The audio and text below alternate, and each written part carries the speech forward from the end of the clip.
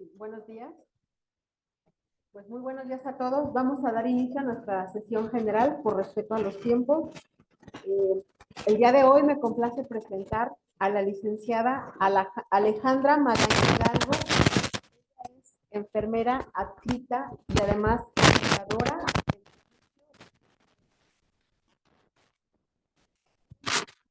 Tema directrices para el tratamiento de las úlceras por presión. Bienvenida, licenciada. Gracias. Ay, no lo traigo. Gracias, buenos días. Pues bueno, me tocó hoy compartir el tema de lesiones por presión y es porque, ¿saben por qué?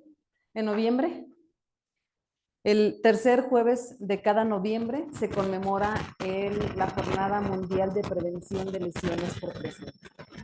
Entonces, en el mes de noviembre hacemos diferentes actividades como vestirnos de rojo, que es el color que caracteriza esta campaña, como mandarnos a hacer unas playeras, por eso con frío, pero tengo que modelar la playera, y hacer difusión de trípticos y de manuales o guías que nos ayuden a lo que es difusión de la campaña de prevención de lesiones por presión. Considerando que era un tema en sesión médica, pues obviamente vamos a ver un poquito lo que son las lesiones por presión y voy a presentar una guía. Hablar de lesiones por presión es inmenso. Hay muchas guías internacionales, españolas, argentinas, europeas, norteamericanas, canadienses, obviamente mexicanas. Creo que ya lo dije. Pero el día de hoy les quiero compartir una de tantas que hay porque es como la más actual. Esta se hizo en septiembre de 2023 y se llama Directrices de la Sociedad de Curación de las Heridas para el Tratamiento de Úlceras por Presión. Esta es una guía que hizo Estados Unidos. Muchas de nuestros lineamientos son norteamericanos porque los mexicanos no están tan actualizados. Son guías un poquito más viejitas. Entonces voy a presentarles esta guía. El objetivo de la plática es dar a conocer la definición y categorización de las lesiones por presión, por ser sesión para ustedes, porque en ocasiones no me sabe ni siquiera hacer una clasificación de lo que son las lesiones. Hoy lo vamos a ver. El segundo objetivo es presentar las directrices de la sociedad, pues de este artículo. Y el tercer objetivo es concientizar y educar a la población sobre la prevención de las lesiones por presión. Y bueno, creo que, iniciamos con la introducción. Se mencionan reportes muy elevados de prevalencia de las úlceras por presión en Estados Unidos y en todo el mundo. Este artículo revisó lesiones por presión de algunos hospitales, pero no revisó los de casa y no revisó los de las áreas geriátricas. Entonces, obvio, no es un número completamente real. A pesar de la implementación de medidas preventivas en hospitales, en centros de trabajo y donde ustedes me pregunten, en décadas no se ha podido disminuir la incidencia de las úlceras por presión. Bueno, lesiones por presión. Ahorita vemos, señor, ¿me checa la página? ¿Se me le puso algo? Ah.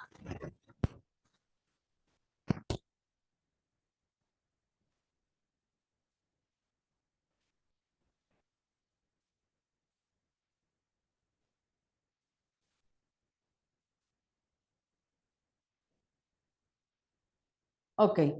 Y entonces, ahorita hablamos de lo que es úlceras o son lesiones. Y entonces en México se hizo un estudio en el 2012 donde nos dice la prevalencia. La prevalencia es el número de lesiones que hay en un tiempo determinado en un servicio específico. Durante un mes, 2 meses se puede sacar la prevalencia y es el número de lesiones que hay en ese lugar en ese periodo.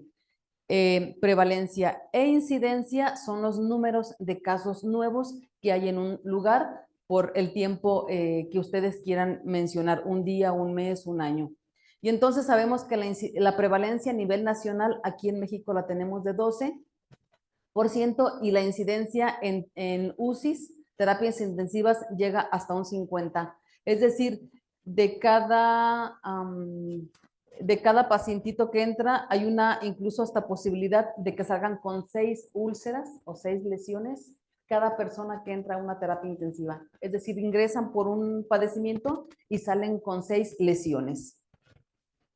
Las complicaciones, pues si ustedes ven la foto, obviamente podrán ver qué complicaciones son. Es dolor, infección, disminución de la calidad de vida, gastos económicos, muerte. Se estima que las lesiones por presión adquiridas en el hospital cuestan mucho y más del 50% se van a las categorías 3 y 4. Es fundamental examinar la literatura y desarrollar pautas que mejoren los resultados de esta afectación tan compleja y tan costosa. Y pues bueno, estas son solamente algunas de las que nos llegan o de las que tenemos. Los factores de riesgo, varias literatura nos dicen, depende de la posición, pues estos van a ser los puntos rojos, son los factores de riesgo. Obviamente de los más importantes es la humedad y la inmovilidad. Si ustedes ven un paciente con humedad y con inmovilidad, pues hay muchas posibilidades de que tenga una lesión, pero se describen hasta 40 o 50 factores de riesgo. Entonces díganme que paciente de hospitalización no pueda llegar a tener unos 10, 15 factores de esos 40 o 50 que les menciono. Las lesiones son causadas por presión, es una fuerza perpendicular, por cizalla, que es una fuerza tangencial, por fricción, que estas ya se describen como aparte porque son unas fuerzas paralelas y son como unas lesiones por quemadura. Las lesiones por presión principalmente son estas y estas, que la cizalla es una combinación de presión más fricción. Y estas son las un poquito más delicadas porque son de lesiones que provocan más profundidad. Y también ya se sabe que la humedad o el famoso microclima es el que va a afectar muchísimo en el origen de una lesión por presión. Aquí no se ve bien la imagen, pero aquí está una presión, está un reloj y está un pie con una lesión por presión y sabemos que a determinada presión que nos describen 70 milímetros de mercurio más 2 horas de permanencia de esa presión es igual a una lesión por presión. Y entonces 70 milímetros de mercurio durante 2 horas nos provoca una lesión. Se sabe que en los quirófanos y en urgencias, en las camillas que son muy delgadas y que no dan para tanta posición, llegamos a tener en sacro una presión de hasta 150 o 300 milímetros de mercurio. Si yo les estoy diciendo que a 70 en 2 horas se hace una lesión, imagínense cuánto tiempo vamos a ocupar en 300 milímetros de mercurio, que serán media hora. Es decir, en media hora sale una lesión por presión. No esperen cuidar los 2 días o 4 días o una semana. En media hora o 2 horas sale una lesión por presión. Este artículo menciona 3 factores de riesgo principales. Menciona los adultos mayores que tienen múltiples factores. Díganme quiénes no tenemos de estos en el área de hospitalización. Las personas gravemente enfermas, es decir, terapia intensiva, y las lesiones por enfermedad de médula espinal, que ya hemos tenido últimamente 2 o 3 pacientes de este tipo y todas nos han llegado con unas lesiones muy extensas. Bueno, ¿quién me quiere decir cuál es el nombre correcto si yo acabo de decir úlceras y acabo de decir lesiones por presión?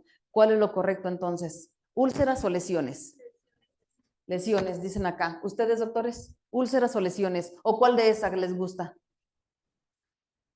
¿Cómo se les debe de llamar correctamente? Cuando ustedes nos entreguen una interconsulta, ¿cómo la van a describir? ¿Lesiones por presión, lesiones o llagas o escaras o cómo? ¿Cómo las van a escribir? Ustedes las escriben. Yo lo acabo de decir, lesiones y úlceras. ¿Cuál es el nombre entonces? ¿Lesiones? Doctor Jorge. Lesión por presión. Ok. Hay un artículo 2016 que hace en Norteamérica, donde en Chicago en abril 2016 hace un consenso. Un consenso es opiniones de expertos que hacen algo por votación. Entonces se juntan médicos, se juntan enfermeras, se juntan nutriólogos e incluso diseñadores, los que dibujan tan bonito. Todos ellos se juntan, hacen definiciones y votan. Yo sí quiero, yo no, esto, eso. Y entonces gana lo que les voy a presentar. A partir de ese año, Estados Unidos menciona que el nombre correcto o el nombre ideal debe de ser lesiones por presión. Incluso ellos Aquí antes se llamaba EPUAP por U de úlceras en inglés, y ahora es la I por lesiones en inglés. Entonces, incluso ellos se cambian el nombre, tan convencidos de que ya son lesiones en lugar de úlceras, que hasta el nombre de su logo cambian. Y entonces, a partir del 2016 nos dicen a todo el mundo, esto es Norteamérica, nos dice a todo el mundo, llámenle lesiones por esto, esto y esto y esto. Muchos países han dicho no, el nombre de lesiones me involucra más legalmente en una demanda que el nombre de úlceras, porque significan diferente. Y entonces ahí los países, unos han dicho que sí, otros han dicho que no. El 14 de noviembre, la Comisión Permanente de Enfermería, la maestra Guillermina Vela, le hice esa pregunta. Entonces, en México, ¿cómo le vamos a llamar oficialmente? ¿Úlceras o lesiones? Dice que los dos nombres son correctos para que tú te dirijas a mencionar ese tipo de lesiones, pero que si queremos hacerlo de manera oficial, darle el nombre, que le llamemos lesiones por presión. Entonces, en México acoplamos el nombre de lesiones por presión, entonces ya no se llaman llagas, ya no se llaman escaras, ya no se llaman de ninguna otra forma más que lesiones por presión. Y entonces, pues este es el artículo que fundamenta este cambio de nombre. Y entonces, ¿por qué las directrices de la sociedad le sigue llamando úlceras por presión? Porque las directrices solamente son guías o son líneas que nos dicen cómo seguir o cómo hacer algo correcto. Y ellos, este objetivo de este artículo dice, yo no me meto en problema de si le voy a llamar de una forma o le voy a llamarle otra. Yo lo único que quiero hacer en 2023 bajo mis directrices es decirte qué le hagas para curarlas o para prevenirlas. En realidad, el nombre no me interesa. Y es por eso que este directriz sale con el nombre de úlceras, porque su objetivo no fue pelearse con un hombre o con otro, fue darnos los lineamientos y pautas para seguir el tratamiento. Entonces, a partir de ahorita, ya le voy a llamar lesiones por presión. ¿Qué es una úlcera? Pues una úlcera es una ruptura de la piel o membrana mucosa con pérdida de la piel y tejido.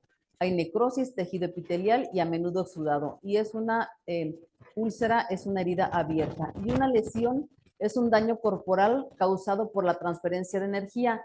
Es decir, una úlcera siempre va a iniciar con una lesión, pero una lesión no siempre te va a llegar a una úlcera. Puede ser que tú aquí la detengas y jamás llegó a perder la continuidad de la piel. Y entonces, las categorías 1 y las categorías lesión de tejido profundo, su definición no entran aquí. Y es por eso que no le podemos llamar úlceras a todas las categorías. ¿Sí? Por eso le llamamos lesiones.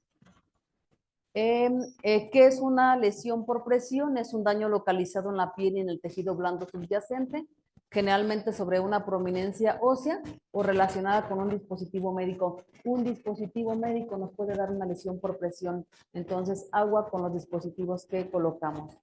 La lesión puede presentarse, aquí lo dice, como piel intacta o como una úlcera abierta. Entonces, ¿puede haber lesiones por presión sin pérdida de la piel? Claro que sí.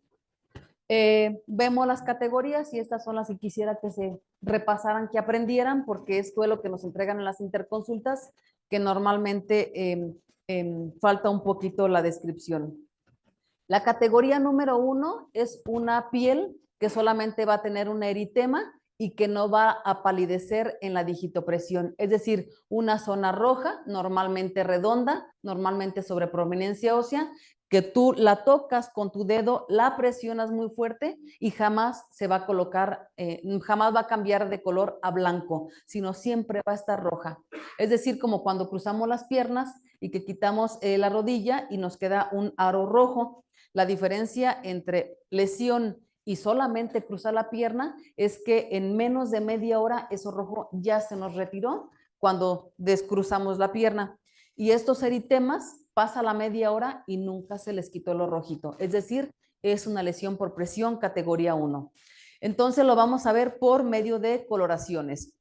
Pero ¿qué creen? Hay pieles que no son tan blancas y que son oscuras y entonces nos dice, y eso rojo en una piel súper oscura, ¿cómo lo vas a ver?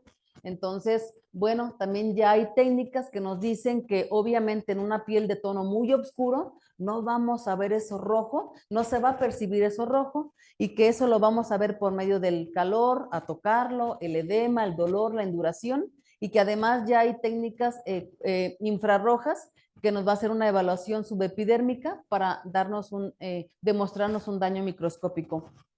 Entonces hay que palpar, hay que ver los tonos muy oscuros de piel, porque en ellos no vamos a ver el famoso color rojo. La categoría número 2, esta es pérdida de epidermis y dermis. Y aquí están estos dibujitos que incluso son los oficiales para dar las presentaciones de lesiones por presión, estos que son de la NPIAP.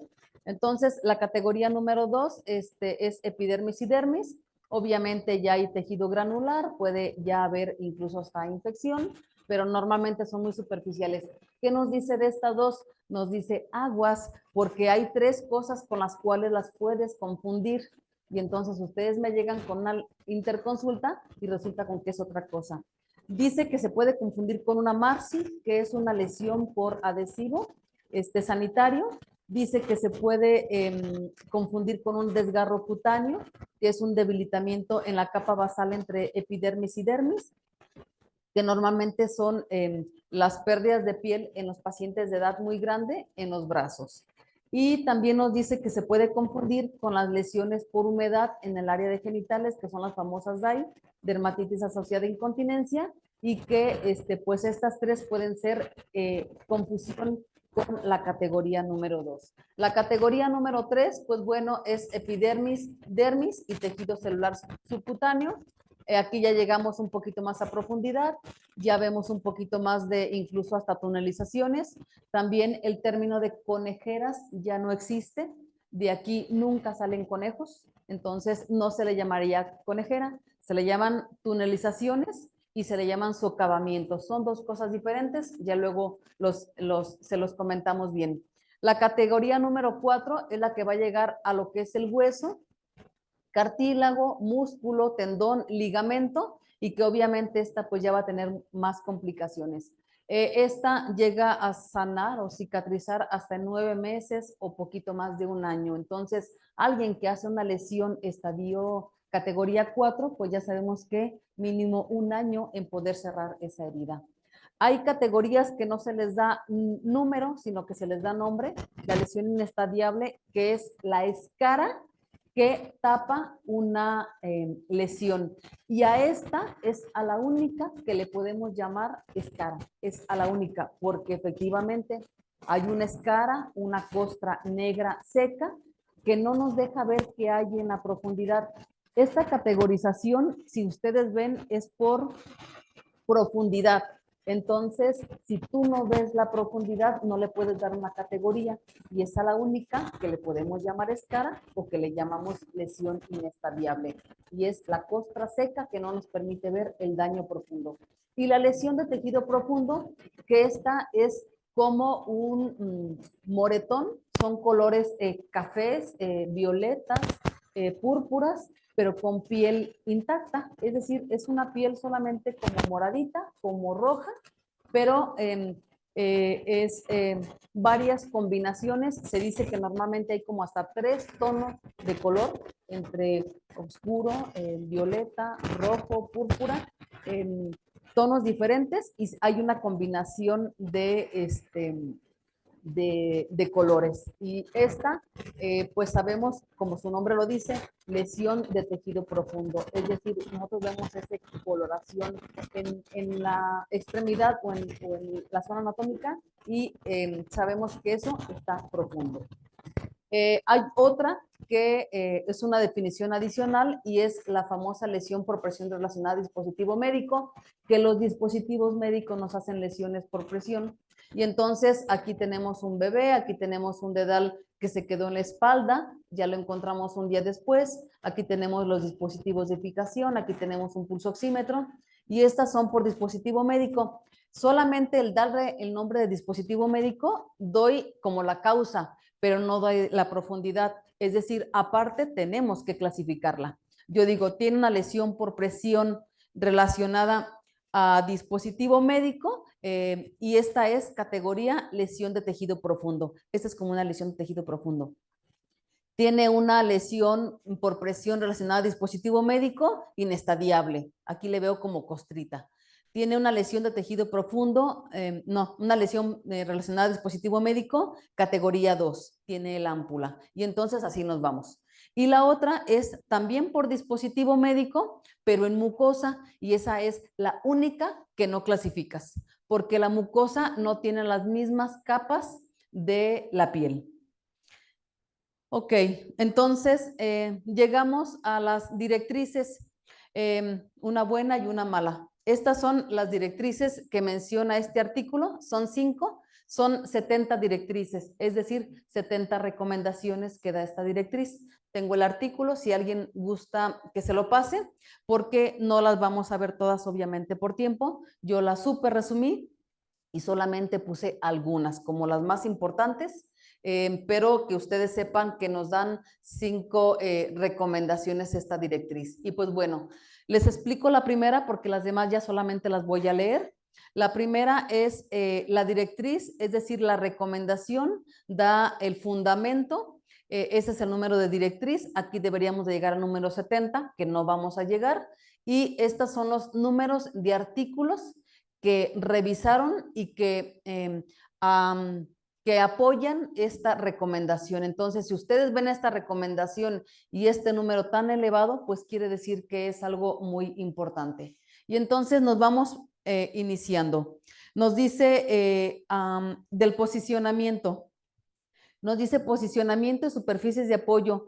Aquí quisiera que cada uno, como yo vaya leyendo, porque solamente voy a leerlas, que cada uno fuera pensando si es que lo hacen en la práctica, si es que lo ven en la práctica o si es que lo recomiendan.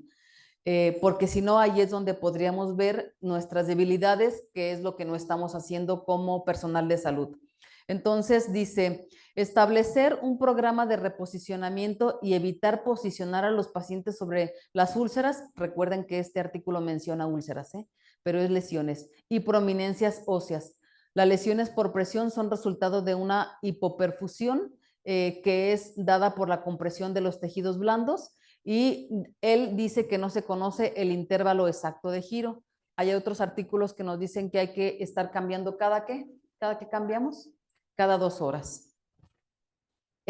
Mantener la cabecera de la cama en el nivel más bajo de elevación que permite el estado de salud y restricciones. La elevación de la cabecera de la cama produce presiones más altas en la interfaz entre la piel y la superficie de la cama. Es decir, un Fowler arriba de 45 grados hace una presión arriba, obviamente de 70 milímetros de mercurio a nivel del sacro. Entonces, idealmente debe de estar la posición de la cama un poquito más horizontal, obviamente viendo la parte respiratoria y la alimentación por sonda. Evaluar el riesgo en los pacientes. ¿Qué escala manejamos en el hospital? Enfermería, no conteste. ¿Qué escala manejamos, doctores? ¿Braden? ¿Quién dice más? ¿Norton? ¿Qué escala manejamos en su hospital donde están rotando ahorita? Deben de saber. Digo, nosotros la hacemos, ustedes nada más deben de conocer que en el hospital trabajamos sobre prevención de lesiones por presión. Efectivamente es Braden, es la que manejamos.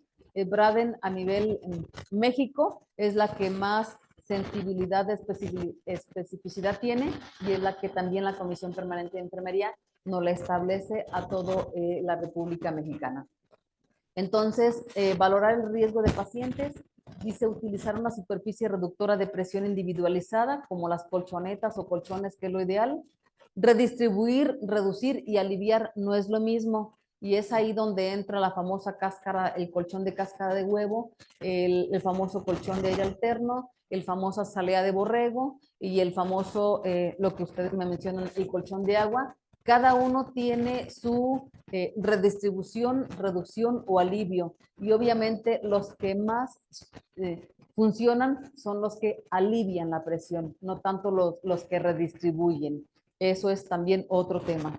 El control del microclima. El microclima es la temperatura y la humedad de la piel entre mi piel y la superficie donde estoy acostada. Entre más temperatura y humedad tenga mi piel, más hace un tipo de pegosteo, de que se adhiere mi piel contra la superficie, ya sea sábana, sea colchón, sea reposo, sea lo que sea. Y entre el más microclima, más se adhiere mi piel, el coeficiente de fricción aumenta. Entonces, la sudoración y la humedad tampoco son buenas entre el contacto de mi piel contra la superficie en la que yo estoy acostada. Por eso, hasta las sábanas tienen que ser ideales, que disminuyen el coeficiente de fricción. Si el paciente toca fondo, el dispositivo se considera ineficaz. ¿Cómo hacemos la técnica de toca fondo? ¿Te la sabes? Ok, ustedes recuestan a su paciente y abajo está la colchoneta de aire alterno. Ustedes meten su mano por debajo de la colchoneta y si por debajo de la colchoneta están tocando prominencias óseas, esa colchoneta no sirve. ¿Ok? Está el paciente, está la salea de borrego, meten la mano por debajo de la salea de borrego y si ustedes tocan las prominencias óseas, el sacro, los talones, la columna, tampoco sirve la salea de borrego. Esa es la técnica que hacemos para saber si nuestro dispositivo sí sirve o no sirve y ese es el tocar fondo. Y el nivel más elevado de prevención y de curación se da cuando estas superficies de aire son reactivas, es decir, que hay alterno la presión. En las personas sentadas se debe de tener en cuenta la alineación postural, la distribución del peso, el equilibrio y la estabilidad.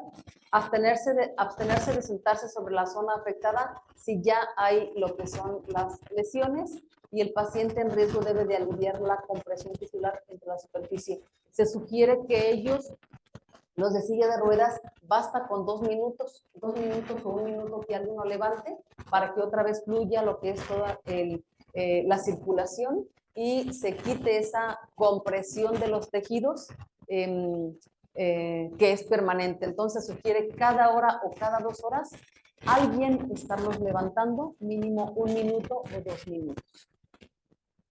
Una superficie fluidificada de aire puede ser adecuada para personas con lesiones 3 y 4 y para quienes se recuperan de las lesiones. También se debe de considerar la comodidad del paciente y la limitación de movilidad, porque estas superficies que redistribuyen el peso, obviamente son como de flotación, como de sumergir el cuerpo y en ocasiones pues no son tan cómodas. Esto también llévenselo de favor, todo el área médica, enfermería y todos los que conozcamos de prevención, tenemos que saber que las rosquillas, que las formas de donas están contraindicadas en todas las guías de práctica clínica a nivel mundial, que si ustedes quieren sugerir un asiento, un colchón, lo que quieran, tiene que ser rectangular, cuadrado, como lo llamen, pero que nada en forma de rosquillas. Entonces, todavía a este nivel, después de 10 años de clínica de heridas, todavía llegamos a ver que alguien hace de repente alguna donita en piso y entonces sean de rehabilitación, de nutrición del área que sean, en cuanto vean una dona que está, disque para liberar la presión, deberían de decir, hey, esa dona sé yo que ya no se debe de utilizar. Ningún dispositivo en forma de dona, ya sea de alpiste, ya sea de aire, ya sea de agua, ya sea de lo que sea, la forma de dona es la que está contraindicada. Las sillas de ruedas, pues nos dicen que esta es la ideal, la que tiene que tener un soporte en los brazos, soporte en los pies, soporte en el cuello, soporte en todo, y que se debe de cambiar hasta cada 3 años o cada cambio de estado de salud del paciente, pero de rehabilitación me podrá decir si estas son las sillas que nos llegan aquí al hospital para darle comodidad al paciente. Realmente nos llegan sillas, a veces hasta ni las llantitas traen. Entonces, pero bueno, esto es lo correcto, esto es lo ideal, esto es lo que nos sugieren.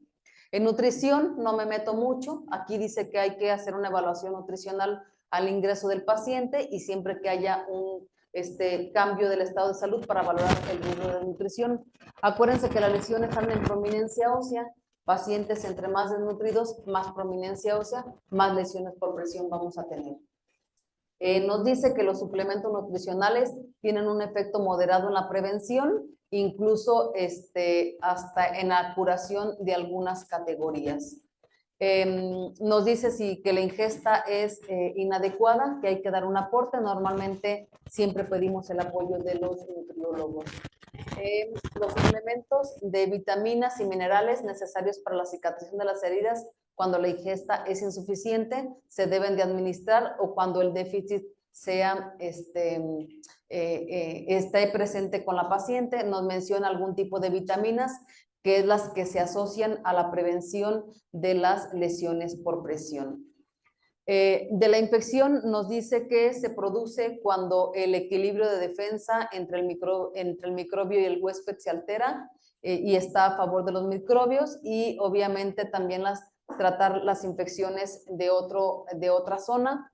¿Qué nos dice de la infección? Pues nos dice que debemos de eliminar todo tejido necrótico o desvitalizado mediante el desbridamiento cortante, enzimático, biológico, mecánico, ultrasónico o autolítico. El tejido necrótico desvitalizado está cargado de bacterias y perjudica la capacidad del cuerpo para combatir infecciones. Determinar el tipo y el nivel de infección en la lesión desbridada mediante una biopsia de tejido o mediante una técnica de hisopado, que sabemos que la técnica de hisopado no es la más correcta, que lo ideal para cualquier estudio debería de ser la biopsia, pero no siempre la tenemos. Tenemos dos signos de infección. Tenemos los signos clásicos y tenemos los signos ocultos. Este viene en esta tablita, que es otro consenso de la IWI, que es el Instituto Internacional de Manejo de Infección de las Heridas, y que nos dice que hay 5 etapas para diagnosticar o para identificar la infección en una herida. Entonces, esta también después, si gustan, se las paso, porque esta es muy necesaria que ustedes médicos la tuvieran. Que estos son los signos clásicos y los signos ocultos, y se ha demostrado que los antimicrobianos tópicos, como todos estos, disminuyen la carga bacteriana en una úlcera, y menciona también el uso de agua potable para la curación, pero acuérdense que en otros países el agua potable, es decir, la que yo abro de la llave, yo me la puedo tomar, y esa sería la ideal en esos lugares para curar las heridas. En México la de la llave no la podemos tomar, entonces aquí no usamos agua de la llave para hacer las curaciones, usamos agua de botella o soluciones salinas. Entonces está la tablita, y aquí están lo que son los signos clásicos y los sutiles, los que mencioné en la diapositiva anterior. Obtener una biopsia ósea para cultivo e histología en casos de sospecha de osteomielitis sería lo ideal, una biopsia para el diagnóstico de osteomielitis. Desbridar adecuadamente y tratar con antibióticos guiados por cultivo, y la reconstrucción con colgajos con tejido bien vascularizado para facilitar la curación. Recuerden que el cierre de una herida, lo ideal es que sea el más inmediato, no el de granulación, que en ocasiones nos dejan a enfermería, porque sabemos que es bueno y que a veces no tenemos otra alternativa, pero sabemos que es muy lento. Entonces, obviamente hay más alternativas para intentar un cierre más inmediato. Aquí esta sí es bien importante, porque las necrosis en talón, ¿las desbrido o no las desbrido, doctores? Necrosis o una LPP inestadiable, que es la de la escara, la de la costra en talón. ¿Se desbrida o no se desbrida? ¿Ustedes la quitarían o no la quitarían? Esa costra que está en talón. Si está en la pierna, ¿sí la quitan? Una costra en una pierna, en una rodilla, ¿sí la quitan? En un brazo, en el sacro, ¿sí se quita la costra negra en el sacro? ¿Y cuál es la diferencia del talón? ¿Por qué en el sacro hay una indicación y por qué en el talón hay otra? Ok, las lesiones en talón no necesitan desbridación si no presentan signos de infección. Es decir, las lesiones por presión categoría inestadiable que no están con signos evidentes de infección, crepitación, calor, fluctuaciones, salida por los bordes de material purulento, y que además no tenemos pulso pedio, que no podemos garantizar una buena circulación, no se desbridan, no quitaríamos esa escara. Porque al quitar esta escara, la cercanía del calcáneo es muy próxima, y si no hay circulación, nosotros quitamos la escara, dejamos la herida limpia, pero si no hay pulso, ¿quién va a rellenar? ¿Qué tejido, qué circulación se va a rellenar? Entonces, escaras estables sin pulso no se desbridan, esas solamente se observan. Y pues esperar a qué más hace la lesión. Ya si hace a monitorearlas de cerca y solamente ser desbridadas si desarrollan signos de infección. Se debe sospechar la presencia de una biopelícula en heridas crónicas que cicatrizan mal. Las biopelículas son comunidades polimicrobiadas encapsuladas por una matriz que son protegidas y que las hace más resistencia a los antibióticos y a cualquier tratamiento tópico.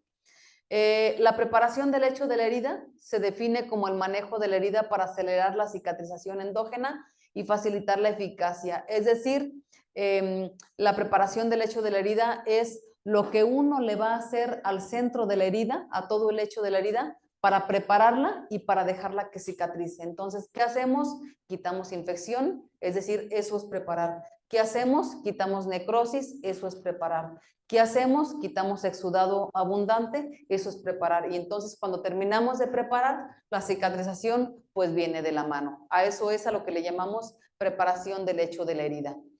Nos dice también que debemos de cuidar la piel periostomal, evitando la maceración, obviamente evitar las incontinencias, porque la incontinencia que es en zona genital nos va a favorecer la presencia de una lesión por presión. Un paciente que es incontinente tiene muchísimas más posibilidades por la humedad, que dijimos que es uno de los factores de riesgo, de que nos haga una lesión por presión. Entonces, una lesión por presión nunca te da una humedad, pero una humedad sí te da una lesión por presión, ¿sales? Entonces, las humedades son las que tenemos que evitar. Las gasas versus apósitos de alta tecnología, los costos y los tiempos, pues es lo que tenemos que valorar, y obviamente a veces nos vamos por lo más económico, que es de $1, pero obviamente no nos hace la función de un apósito de alta tecnología. Y obviamente pues documentar el proceso. Por último, el tratamiento quirúrgico, que nos dice las extensiones irregulares de la herida que forman senos, cavidades, deben explorarse, desbridarse y tratarse. Como ven, en ningún lado menciona las conejeras, son socavamientos, cavitaciones y bla, bla, bla. Entonces, está bien, son términos que antes se usaban y que precisamente se van actualizando y que nos van diciendo, ya no lo uses porque ya hay un término poquito mejor. Entonces, pues eso ya recuérdenlo, cada que vayan a decir conejeras, recuerden que son tunelizaciones o socavamientos y que ya no se llaman así. La terapia con presión negativa e irrigación puede facilitar el desbridamiento mecánico y la limpieza de las heridas profundas. Esta lesión todos los de cirugía la conocen. Ustedes saben qué dimensiones de lesión por presión tiene esta pacientita y todo lo que implica. Las terapias de presión negativas, algunos de ustedes las colocaron en estas lesiones. En tratamiento quirúrgico nos menciona las escisiones óseas, la derivación fecal, incluso a veces hasta colostomías hacen, los colgajos y las amputaciones que son la hemicorporectomía o la hemipelvectomía, que en ocasiones hasta son, son inevitables. Bueno, todas estas guías son algunos de los lugares donde ustedes podrían leer de manejo, prevención, tratamiento, directrices. Lo que ustedes me pregunten, todas estas son la europea, la alianza por las lesiones por presión, la norteamericana, el Grupo Nacional de Estudio y Asesoramiento de Úlceras por Presión y Heridas Crónicas. Esta es de España, esta es mexicana, esta es argentina, esta es mexicana. Y pues bueno, hay muchísimas guías que ustedes pudieran leer para ver todo esto de las lesiones. Y pues bueno, solamente hacer conciencia y recordarles que las lesiones por presión, pues estas son algunas de que seguramente ustedes ya han visto. Son lesiones que nos llegan a tener hasta 30 lesiones por presión una sola paciente, y que bueno, estas lesiones, que esta es la inestadiable, esta es una 2, esta es una 2, una inestadiable, una 4, una inestadiable combinada.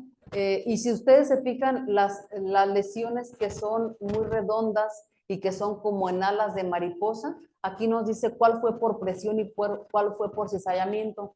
La presión es solamente una fuerza perpendicular y el cizallamiento es la fuerza perpendicular combinada con la fricción. Es decir, exactamente el semifowler, el deslizamiento que se hace en la posición semifowler.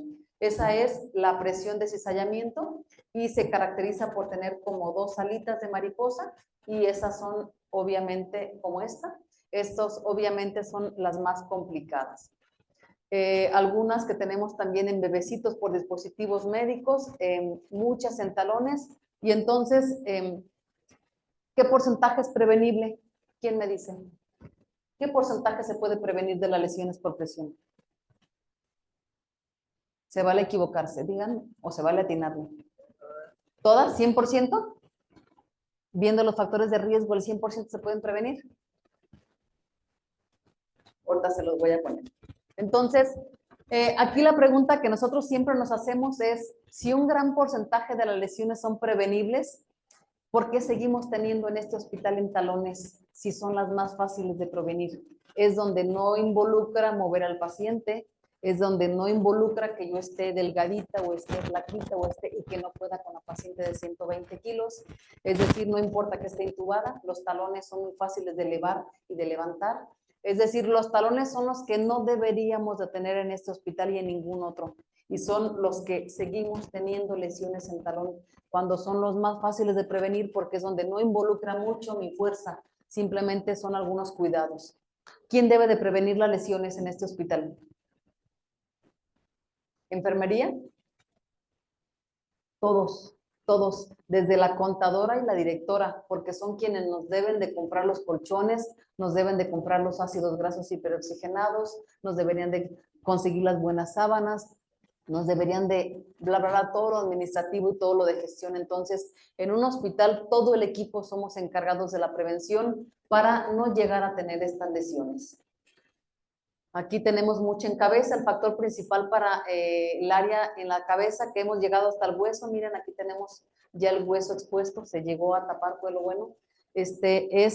Pacientes en terapia intensiva, pacientes con ventilación mecánica y el pelo húmedo. Entonces, hasta enfermería, cada que debemos de lavar el pelo en terapia intensiva. Y una vez que lo lavo, ¿lo debo de trenzar o no lo debo de trenzar?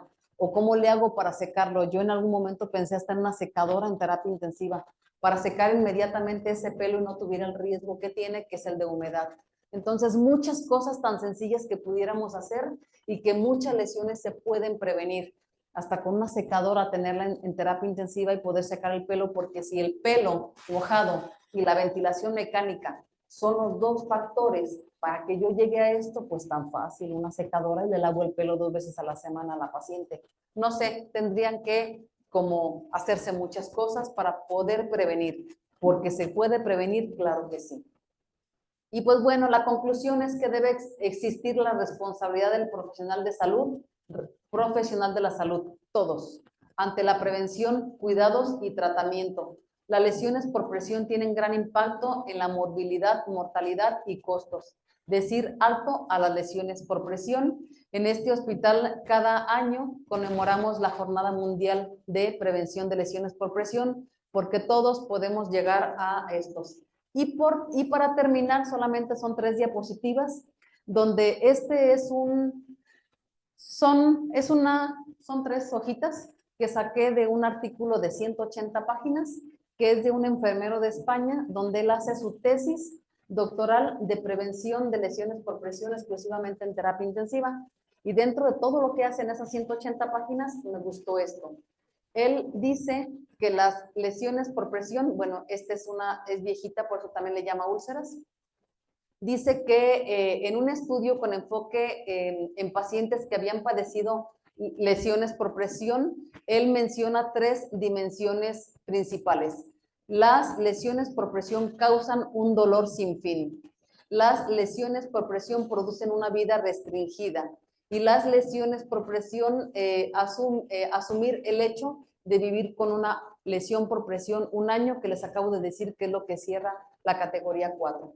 En un estudio basado en entrevistas cualitativas semiestructurales en pacientes con lesiones por presión, que habían estado ingresados en hospitales, destacan que la mayoría de pacientes, sus lesiones y el tratamiento de las mismas afectaron sus vidas bajo las dimensiones emocional, mental, física, social, repercutieron su sufrimiento de dolor, apariencia, olor, pérdida de fuga y exudado en la cantidad y calidad de los cuidados. Menciona que hay un testimonio y dice, dice este testimonio de un paciente que es un historiador y un político que estuvo en la terapia intensiva y que él oficialmente falleció en 2005, pero él escribe, morí en el 2002. ¿Y por qué murió en el 2002? Porque fue cuando le salió la lesión por presión. Es decir, él duró 3 años con la lesión por presión y al final murió. No dice de qué, pero él dice, morí hace 3 años, cuando me salió la lesión por presión. Es decir, todo lo que afecta, siguió viviendo, pero para él su muerte ya había estado 3 años antes, cuando a él le pasaban varias cosas y él lo describe. En primer lugar, no pudo convivir y bla, bla, bla, habla acá. Y dice, en segundo lugar, esto ya son palabras del paciente. En segundo lugar, el dolor persistente en una herida del coxis, consecuencia de la estancia prolongada de la UCI, que se convirtió en siempre presente, aunque cambiante, de acuerdo a la postura adoptada.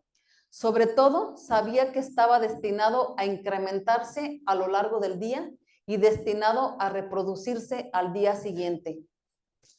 De él nacía la poco agradable sensación de que uno podía estar pudriéndose.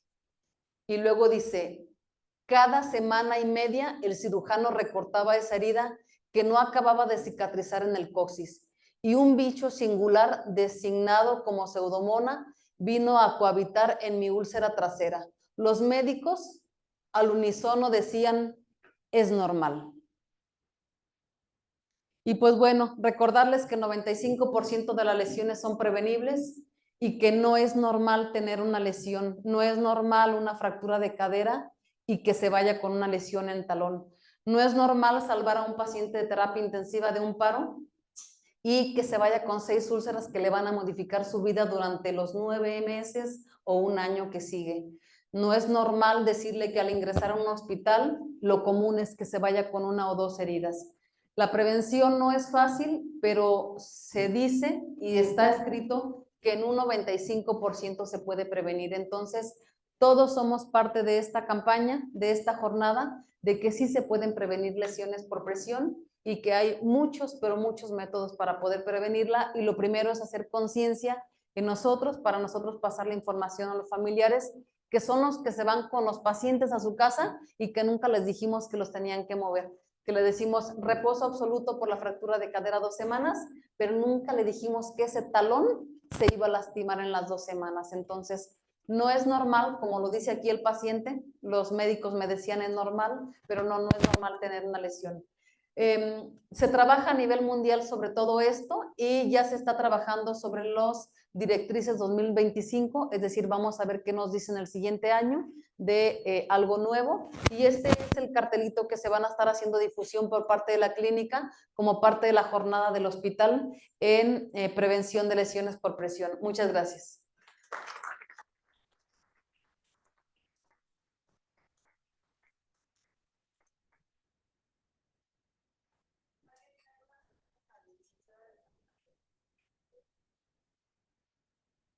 Sí, doctor. Quiero felicitarla porque es de los servicios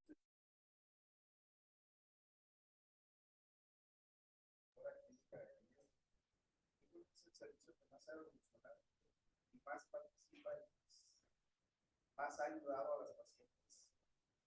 La verdad es, la preparación de ustedes es increíble. Gracias, doctor. Gracias. Gracias.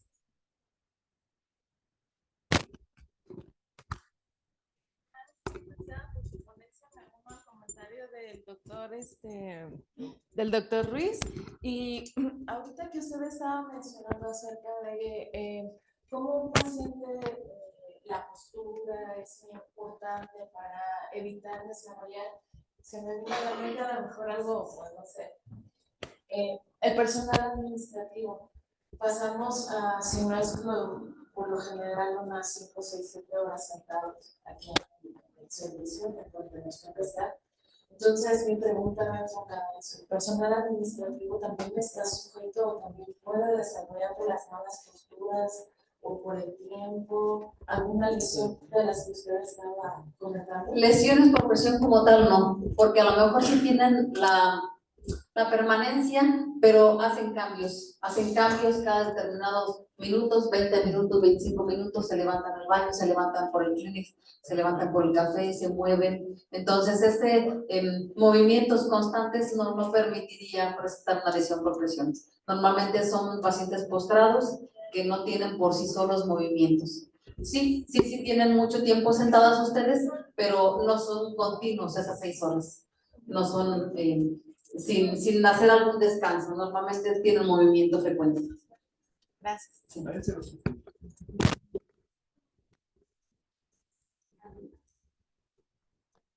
Gracias. Gracias.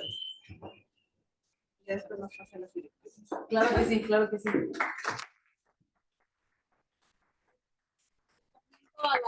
A la doctora Vero para mandárselos a ella y ella se los mande al grupo. ¿Sí? Claro que sí, yo se lo paso a la doctora. Sí, claro que sí. Gracias. Gracias, licenciada.